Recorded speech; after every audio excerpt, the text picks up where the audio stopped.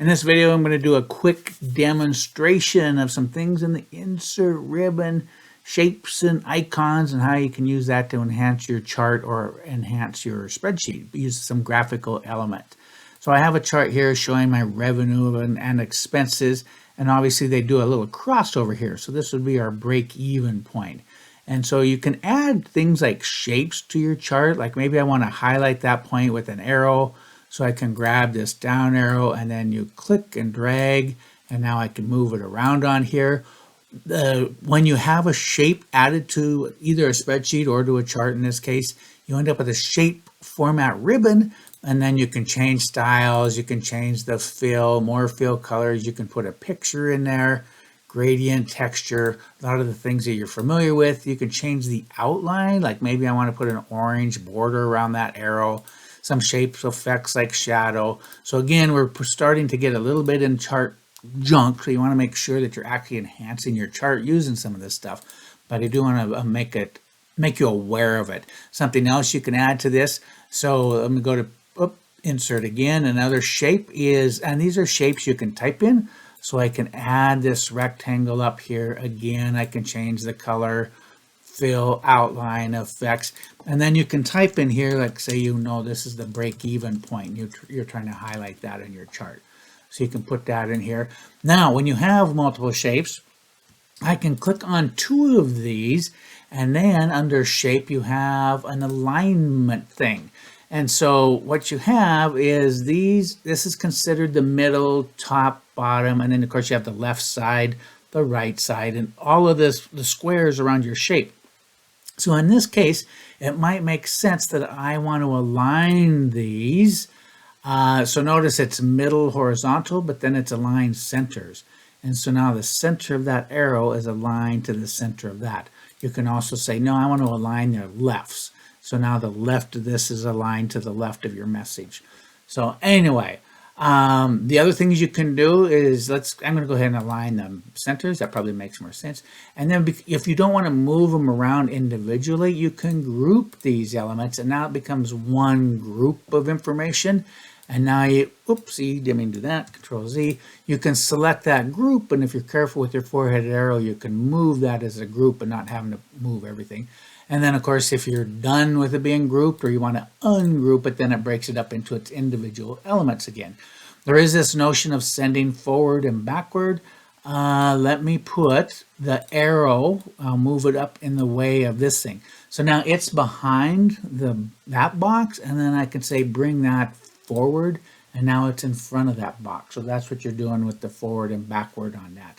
And the other piece of all of this is the selection pane. So right now we only have two elements in our chart. We have a down arrow and then this rectangular thing. Well, then of course the chart.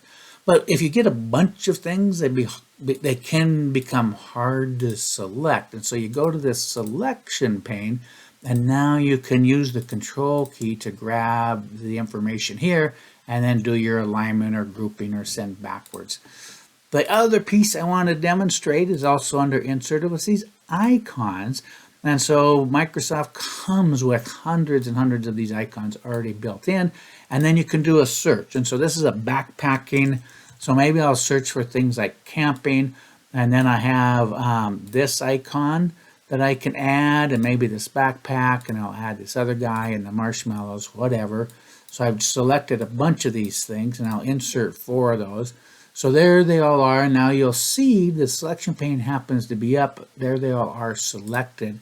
Let me click out of here and see if I can move them one at a time across here. So I have my 4 icons. You can resize them, of course, make them a little bit smaller if you want.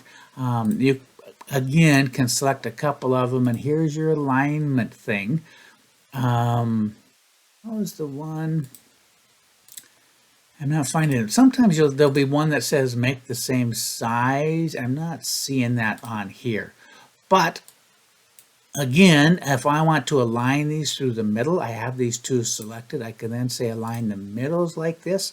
I may want to do that with all 4 of those icons. I held down the shift key, and then I can say align either the middles or the tops, whatever you want. And the other one that's kind of handy is you select all 4 like I've done here, and you can distribute them horizontally. And so what it does is you place the far left one and you place the far right one, but then when you say distribute horizontally, it'll move the rest evenly in between there. So let's take a look.